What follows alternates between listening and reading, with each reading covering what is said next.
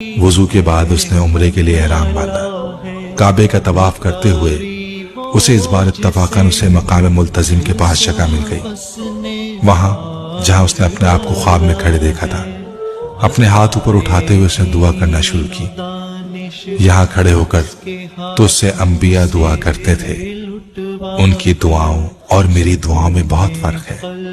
وہ گڑ گڑا رہا تھا، میں نبی ہوتا تو نبیوں جیسی دعا کرتا، مگر میں تو عام بشر ہوں اور گناہگار بشر۔ میری خواہشات، میری آرزویں سب عام ہیں۔ یہاں کھڑے ہو کر کبھی کوئی کسی عورت کے لیے رویا نہیں ہوگا۔ میری ذلت اور میری پستی کی اس سے زیادہ انتہا کیا ہوگی کہ میں یہاں کھڑا، حرم پاک میں کھڑا ایک عورت کے لیے گڑ گڑا رہا ہوں، مگر مجھے نہ اپنے دل پر اختیار ہے نہ اپنے آنسوؤں پر۔ یہ میں نہیں تھا جس نے اس عورت کو اپنے دل میں جگہ دی، یہ تو نے کیا۔ کیوں میرے دل میں اس عورت کے لیے اتنی محبت ڈال دی کہ میں تیرے سامنے کھڑا ہو کر بھی اسے یاد کر رہا ہوں؟ کیوں مجھے اس قدر بے بس کر دیا کہ مجھے اپنے وجود پر بھی کوئی اختیار نہیں رہا؟ میں وہ بشر ہوں جسے تو نے ان تمام کمزوریوں کے ساتھ بنایا۔ میں وہ بشر ہوں جسے تیرے سوا کوئی راستہ دکھانے والا نہیں، اور وہ عورت میری زندگی کے ہر راستے پر کھڑی ہے، مجھے کہیں جانے کہیں پہنچنے نہیں دے رہی۔ یا تو اس کی محبت کو اس طرح میرے دل سے نکال دے کہ مجھے کبھی اس کا خیال تک نہ آئے، یا پھر اسے مجھے دے دے۔ وہ نہیں ملے گی تو میں ساری زندگی اسی کے لیے روتا رہوں گا۔ وہ مل جائے گی تو تیرے علاوہ کسی کے لیے آنسو نہیں بہا سکوں گا۔ میرے آنسوؤں کو خالص ہونے دے۔ میں یہاں کھڑا تجھ سے پاک عورتوں میں سے ایک کو مانگتا ہوں، میں امامہ ہاشم کو مانگتا ہوں۔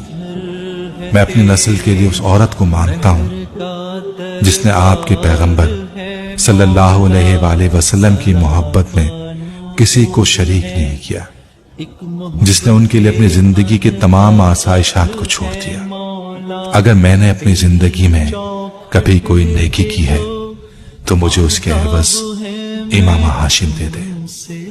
تو چاہے تو یہ اب بھی ہو سکتا ہے، اب بھی ممکن ہے، مجھے اس آزمائش سے نکال دے، میری زندگی آسان کر دے۔ 8 سال سے میں جس تکلیف میں ہوں مجھے اس سے رہائی دے دے۔ سالار سکندر پر ایک بار پھر رحم کر، وہی جو تیری صفات میں افضل ترین ہے۔ وہ سر جھکائے وہاں بلک رہا تھا، اسی جگہ پر جہاں اس نے خود کو خواب میں دیکھا تھا، مگر اس بار اس کی پشت پر امامہ ہاشم نہیں تھی۔ بہت دیر تک گڑ گڑانے کے بعد وہ وہاں سے ہٹ گیا تھا۔ آسمان پر ستاروں کی روشنی اب بھی مدھم تھی، خانہ کعبہ روشنیوں سے اب بھی بقائے نور بنا ہوا تھا۔ لوگوں کا ہجوم رات کے اس پہر بھی اسی طرح تھا۔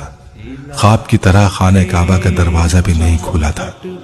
اس کے باوجود وہاں سے ہٹتے ہوئے سالار سکندر کو اپنے اندر سکون اترتا محسوس ہوا تھا۔ وہ اس کیفیت سے باہر آ رہا تھا جس میں وہ پچھلے 1 ماہ سے تھا۔ ایک عجیب سا قرار تھا جو اس دعا کے بعد اسے ملا تھا۔ عجز و ندامت ساتھ لایا ہوں۔